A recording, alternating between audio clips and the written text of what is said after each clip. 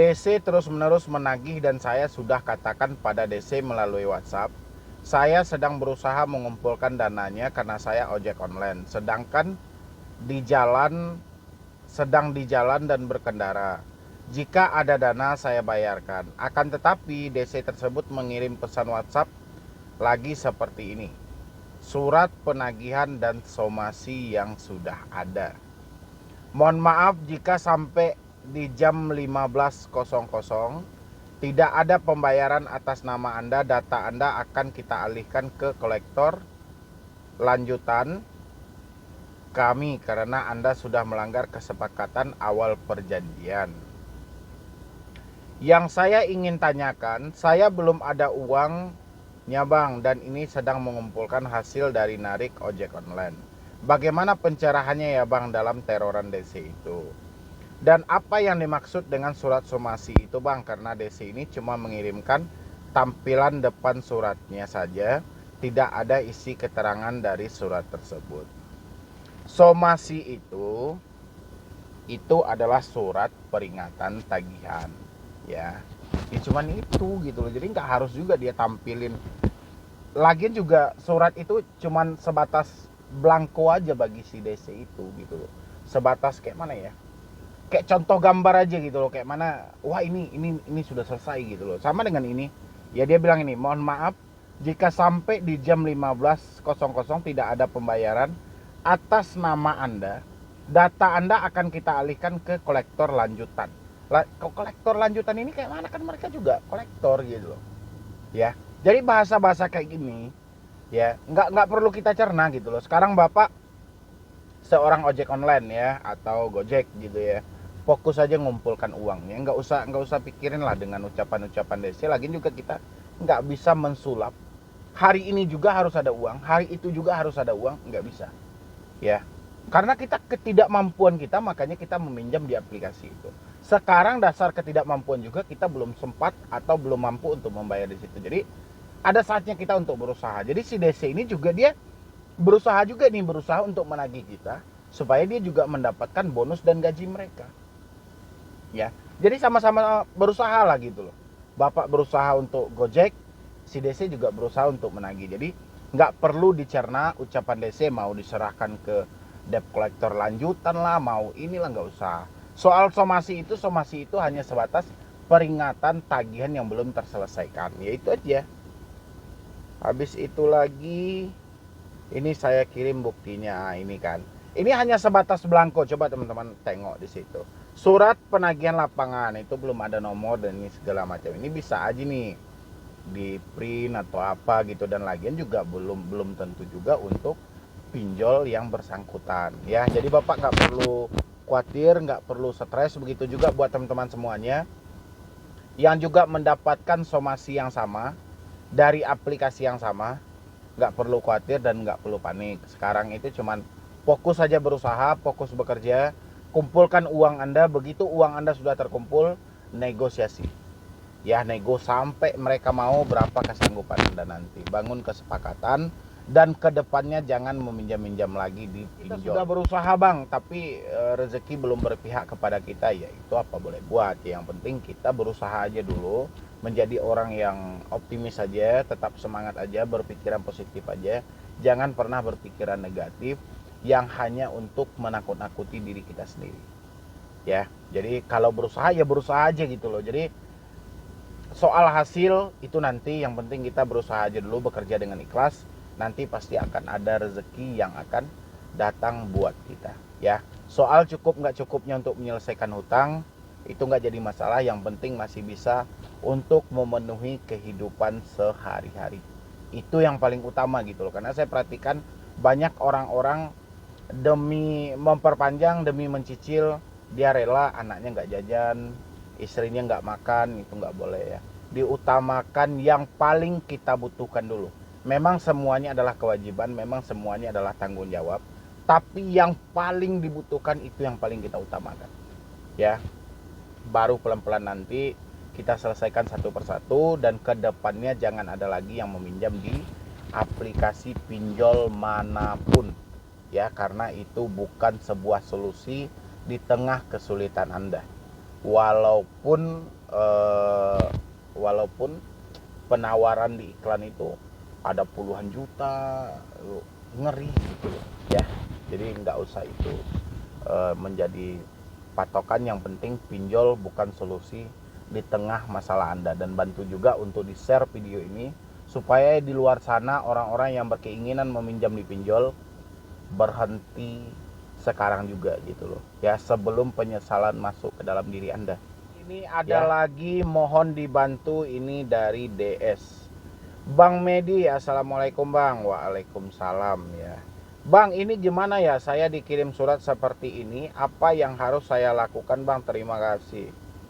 Bahwa berdasarkan hal-hal di atas, apabila saudara tidak beretikat baik dan tidak menanggapi surat peringatan ketiga dalam waktu 24 jam, maka kami PT Layanan Keuangan Berbagi berhak untuk masuk dalam kategori status kredit dengan perhatian khusus DPK kredit diragukan dan kredit macet karena Anda tidak berarti ya sudahlah, biarin aja lah gitu loh, nggak usah Bapak terlalu memikirkan. Toh juga saat ini kita juga nggak mampu kan, kita juga nggak sanggup ya. Kalau resikonya adalah kita masuk dalam daftar kredit bermasalah atau kredit diragukan atau kredit macet, ya sudah kita terima aja ya, nggak usah itu menjadi beban yang cukup luar biasa di dalam pemikiran kita sehingga kita berpikir yang aneh-aneh, yang takutnya nanti pikiran yang aneh-aneh ini malah merugikan diri kita sendiri ya. Jangan sampai. Jadi mendingan sudahlah gitu loh, kalau nggak ada duit ya mau kayak mana lagi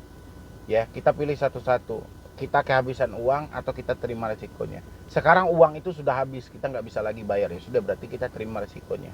Resikonya sesuai dengan POJK 2022 ya. Pokoknya semuanya telah diatur oleh OJK, bukan pikiran kita yang ngatur dan bukan pinjol juga yang ngatur. Yang ngatur itu adalah Otoritas Jasa Keuangan ya. Kalaupun disebutkan di sini ada katanya kredit diragukan, kredit macet, itu kan sesuai dengan POJK terbaru bahwa OJK meminta pihak pinjol untuk meranking masing-masing dari debitur dan konsumennya ya.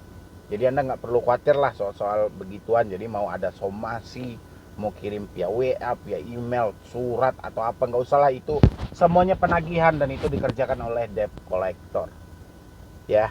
Jadi teman-teman nggak usah berasumsi terlalu jauh, berpikiran terlalu jauh, yang mana pikiran itu akan merugikan diri sendiri nantinya. Oke. Dan ini ada lagi, waduh, orang kampung saya ini, Ajo Channel.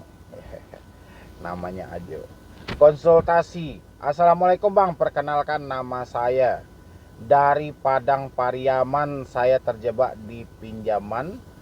Saya berhutang terpaksa untuk modal dagang, awalnya 10 juta di 5 aplikasi dikarenakan gali lubang tutup lubang.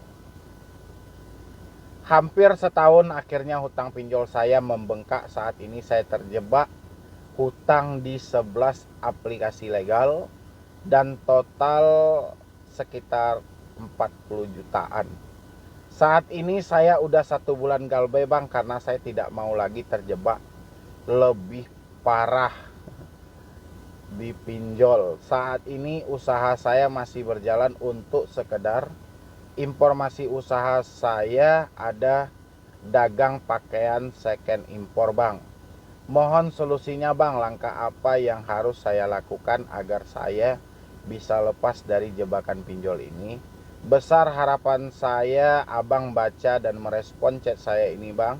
Sebelum dan sesudahnya saya ucapkan terima kasih banyak. Assalamualaikum warahmatullahi wabarakatuh.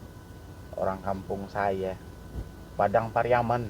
Tapi saya nggak tahu ya Padang Pariamannya di mana. Dia jualan pakaian second, tapi malah bisa yang awalnya hanya modal dagang 10 juta di 5 aplikasi bisa menjadi 40 gitu ya. Sekarang hasil jual pakaiannya, baju itu mampu gak nutupi hutang pinjol ini ya. Gini aja, kemarin itu mungkin dari tim saya juga sudah membalas ya email dari Ajo ini yang masuk. Nanti bisa dilanjutkan ke Instagram saya aja. Di Instagram saya bisa Medi Broni. Ya, karena mumpung kita dekat, saya pengen tahu dulu nih kronologisnya seperti apa, ceritanya seperti apa. Kalau memang berada di kampung halaman saat ini, Padang Pariaman, saya ini asli orang Padang Pariaman, ya Lubuk Alung aslinya. Jadi alangkah baiknya kita bertatap muka dan kita bertemu, biar saya bisa menjelaskan lebih detail, kecuali memang orangnya merantau gitu ya. Jadi saya pengen tahu dulu nih, kayak mana ceritanya kok bisa menjadi 40 jutaan, menjadi 11 aplikasi. Jadi yang awalnya 5 jadi 6 aplikasi ini buat nutupin utang yang mana gitu. Ya, karena awalnya 5, akhirnya menjadi 11. Otomatis ada penambahan 6. Ya, 6 aplikasi ini buat nutupin yang mana gitu loh. Kenapa nggak bisa ketutup? Ya, jadi perlu kita tanyain ini, dan apa penyebab juga sehingga orang-orang bisa gampang meminjam pinjol dengan modal usaha. Saya cuman itu aja ya. Oke Jo, nanti kita tunggu kembali responnya di via email. Kayaknya itu sudah balas-balasan dengan tim saya ya di situ ya. Jadi nanti bisa disebutkan aja Padang Pariamannya di mana. Kalau dekat saya berkunjung ke sana ya, tapi kalau agak rasanya jauh nanti saya kirim di mana lokasi saya, nanti kita bertemu aja dan kita bisa berkomunikasi lebih detail ya. Mungkin dari saya cuma itu aja. Buat teman-teman yang lainnya silahkan isi di kolom komentar seperti apa pertanyaan Anda, apa yang paling Anda takutkan.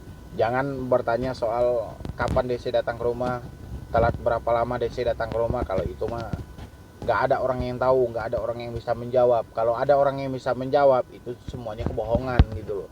Ya, kapan DC datang ke rumah? Itu manusia, perusahaan yang perintahin kok. Telat berapa lama DC akan datang ke rumah? Nggak ada orang yang tahu.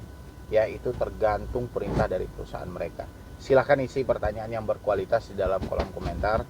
Nanti pertanyaan terbaik saya akan jawab melalui video. Ya, jadi sekian dulu dari saya, Medi Broni. Puas. Jika tidak ada pembayaran pinjaman, saya ini kan kalau udah seperti ini konsepnya, saya ini bisa ketawa gitu loh. Jadi betapa bodohnya lah debt collector gitu kan. Tapi lebih bodoh lagi kita yang percaya akan hal ini. Tapi dengan konsep yang namanya kita kepanikan, stres, ya memang logika normal itu tidak bisa terpikirkan gitu loh. Biasanya kalau sudah nonton video ini, dia juga ikutan ketawa, ngapain harus takut dengan hal-hal begituan gitu ya. Jadi kita lanjutkan.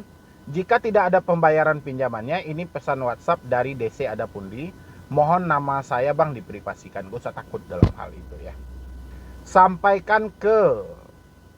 Sampai siang ini dia tidak bayar hutang di Adapundi, kami akan lapor dia ke pihak berwajib. Kita selesaikan secara hukum. Anda balas chatnya kalau chatnya masih ada. Silahkan Anda laporkan ke pihak yang berwajib. Mulai hari ini saya stop pembayaran Anda dan saya tunggu laporan Anda. Kita bertemu di kantor polisi ya, minta undangan resminya. Apakah ini bisa terjerat hukum Bang? Kalau hutang piutang itu mengarah ke perdata ya, dan untuk memproses di suatu perdata itu bukan perkara mudah, bukan perkara gampang seperti layangan somasi yang telah masuk melalui email atau WhatsApp. Tidak semudah itu dan banyak tahap-tahap yang harus dilalui, banyak biaya yang harus dikeluarkan gitu loh. Hanya sebatas untuk memproses orang yang tidak mampu bayar, tapi bukan ke arah pidana ya. Karena ini bukan ranah polisi. Ya, hutang piutang ini bukan ranah polisi. Ya, Anda itu tidak melakukan penipuan dan ini real atas kesepakatan yang terjadi, ada keuntungan timbal balik. Ya, makanya yang dikaji itu peristiwanya. Jadi begitu peristiwanya diuraikan, pidananya nggak ada ya. Jadi yang ada itu perdata. Jadi ini hanya ucapan debt collector yang bodoh kalau menurut saya ya. Karena sampai hari ini saya belum mendapatkan dananya, karena saya narik ojek online pun lagi sepi Bang. Jika saya balas pesan WhatsApp DC-nya akan terus-menerus mengirimkan pesan dan mengganggu konsentrasi saya di jalan dalam berkendaraan. Oke, jadi nggak usah dibalas lah pesan DC-nya. Bapak cukup blokir aja lah gitu. Kalau mau balas seperti tadi ya sudah, karena Anda membilangin saya akan dilaporkan ke pihak yang berwajib, Hari ini juga saya tidak usahakan lagi hutang ini, saya tidak usahakan lagi cari uangnya. Saya hentikan pembayaran. Kalau Anda butuh pembayaran, silahkan datang ke rumah saya. Atau Anda membawa undangan langsung dari pihak yang berwajib. Nanti kita selesaikan. Nggak usah takut Bapak. Ya. Bagaimana Bang solusinya? Apakah saya ganti nomor HP atau abaikan saja setiap pesan masuk dari DC? Oke. Kalau rasanya handphone ini kan sudah kebutuhan kita nih. Kalau misalnya handphone ini sudah kehilangan fungsi itu hampir setiap hari yang kita tanggapi yang masuk hanya pesan dari debt collector, alangkah baiknya diganti aja nomor Anda. Ya. Tapi kalau fungsinya masih layak, masih sebenarnya orang sekitar masih bisa nelpon, apalagi profesi sebagai ojek online masih bisa nelpon, tinggal blokir aja kalau hanya satu itu. Tapi kalau rasanya itu sudah terlalu mengganggu banget konsentrasi Anda, ya sudah cabut kartunya, reset aplikasi dalam pabrik, masuk dengan nomor baru dan WA baru. Ya, semuanya kembali ke Anda. Jadi kalau fungsinya sudah hilang, apalagi ojek online karena sumber uang dia ada di handphone ini. Orang mau pesan secara online di handphone ini. Ya, kalau setiap hari kita di miss call dengan panggilan telepon biasa, sinyal internet akan hilang. Ya, jadi otomatis transaksi akan terputus. Ukurannya orderan dapat sama kita jadi nggak dapat. Ngapain gitu loh, mendingan diganti aja nomornya. Ya, kalau handphone kita sudah hilang fungsi. Terima kasih Bang pencerahannya. Ini saya kirimkan bukti dari Adapundinya. Oke, kita munculkan ya di sebelah. Sampai siang ini dia tidak bayar hutang di Adapundi, kami akan laporkan dia ke pihak berwajib. Kita selesaikan secara hukum. Ya sudah. Ini hanya sebatas gertak-gertakan doang gitu loh. Biasanya ini kan melalui WA nih. Biasanya dia ngirim tuh kayak surat gitu kan, kayak surat ada materai 10.000. Ini kalau dulu kan materai 6.000 ya. Setelah keluar materai 10.000 gitu loh.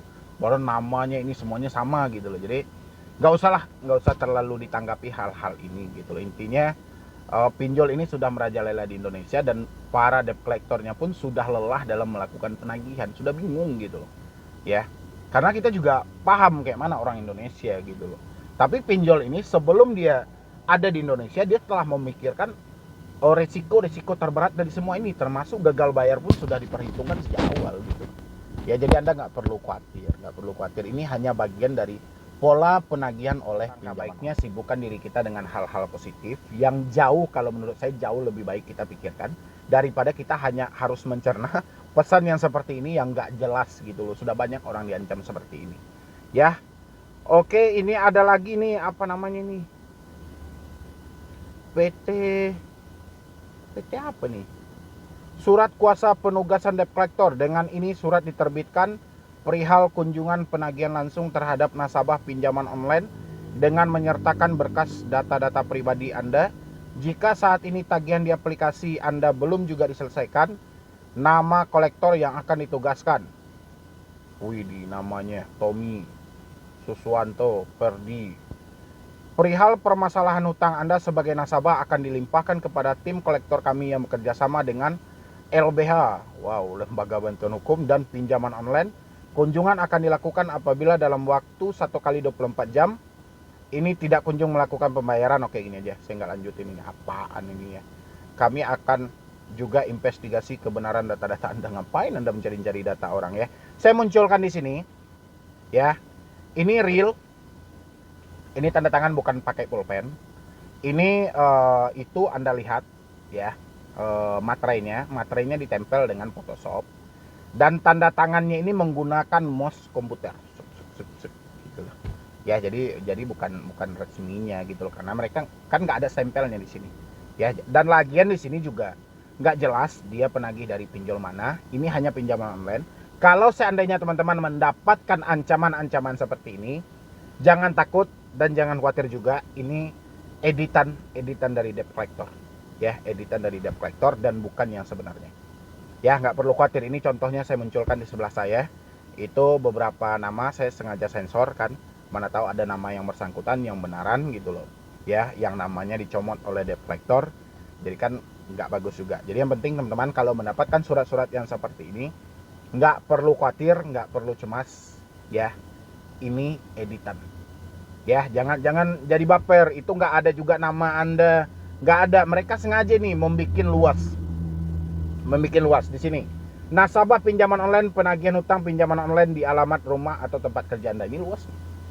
Ya, di alamat rumah atau tempat kerja. Jadi dia bisa ngirim hanya satu lembaran ini ke seluruh orang yang ada di Indonesia ini, ya, yang ada nasabah mereka gitu loh. Jadi seakan-akan mereka ada di kota atau provinsi Anda, padahal nggak ada. Ya, jadi ini bagian-bagian aja dari penagihan itu. Ya, sedangkan ada nama suratnya, ada nama pinjolnya, kita nggak harus takut dalam hal itu. Oke, ini ada lagi mana nih? Nah, inilah kita baca dulu ya. Mohon atau di close nama saya Bang di setiap SS Bang. Oke.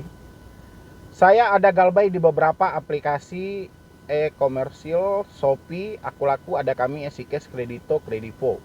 Semua legal Bang. Ya, tapi nagihnya kayak gitu Bang. Saya sih alhamdulillah didoain meninggal, jadi panjang umur, mudah-mudahan amin. Saya baru galbay karena emang keadaan lagi nggak memungkinkan. Udah beberapa bulan ini saya sampai jual barang yang saya punya untuk nutupin semua, tapi nggak ketutup. Saya mohon bantuannya Bang untuk melaporkan ke pihak OJK Bang. Ini saya lampirkan SS dan voice note WA-nya. Makasih Bang, mudah-mudahan Allah memberikan Abang kesehatan. Oke, langsung aja masuk ke laporan OJK itu, ya, ke AFPI juga kirim. Palingan juga kalau kayak gini ya, kayak gini apa nih? Punya otak itu dipakai, jangan kau gunakan di dengkul, itu otak kau. Hutang sudah telat lama begini, nggak tahu malu tuh muka mau ditaruh di mana. Oke, jadi ini nggak perlu apa ya juga, nggak nyebutin nama aplikasinya ya. Walaupun Anda gagal bayar di pinjol legal, saya emang yakin ini terjadi dari pinjol legal, tapi sulit untuk membuktikannya karena para debt collector itu tahu 3 larangan yang tidak boleh dilakukan oleh debt collector. Pertama, menagih menggunakan ancaman. Yang kedua, mempermalukan. Habis itu memberikan tekanan fisik ataupun verbal. Dan mereka tahu dampaknya si debt collector akan bisa dijerat ke hukum pidana dan pihak aplikasinya bisa dicabut izinnya, sehingga mereka melakukan penagihan-penagihan kasar. Mereka tidak menyebutkan lagi nama aplikasi. Makanya saya bilangin sama teman-teman semuanya, kalau Anda mendapatkan chat-chat kasar tidak sesuai dengan SOP, coba pancing debt collectornya untuk menyebutkan nama aplikasinya. Nanti di situ kita bisa iringin prosesnya dengan jelas, bisa kita tuju ke aplikasi yang bersangkutan gitu loh. Tapi kalau buta-buta kayak gitu kan bingung juga gitu loh, kita mau prosesnya kayak apa ya. Jadi yang penting Anda gak usah tanggapin itu, cukup abaikan aja. Dan itu mereka hanya melakukan penekanan-penekanan kecil kayak mana bisa mengganggu pikiran dan hati Anda, itu aja. Yang penting kuatkan mental Anda, fokus. Saya yakin semuanya bisa dilewatkan kok. Kalau nggak mampu ya sudah, resikonya sudah ada di OJK. Skor kredit bermasalah, itu aja resikonya. Sisanya itu tambahan debt collector aja yang ngarang-ngarang bahwa resiko ini, resiko itu nggak ada. Ya, mungkin dari saya cuma itu aja. Terlebih dan terkurang saya mohon maaf. Buat teman-teman semuanya yang mau bergabung di grup WhatsApp, silahkan berlangganan dulu di channel ini, nanti mendapatkan akses untuk langsung ke grup WhatsApp saya. Ya, yang belum mensupport channel ini silahkan disupport dulu. Mudah-mudahan channel ini makin berkembang dan saya makin semangat lagi memberikan edukasi dan motivasi buat Anda semuanya. Ya, jadi sekian dulu dari saya, Medi Bruni. Wassalam.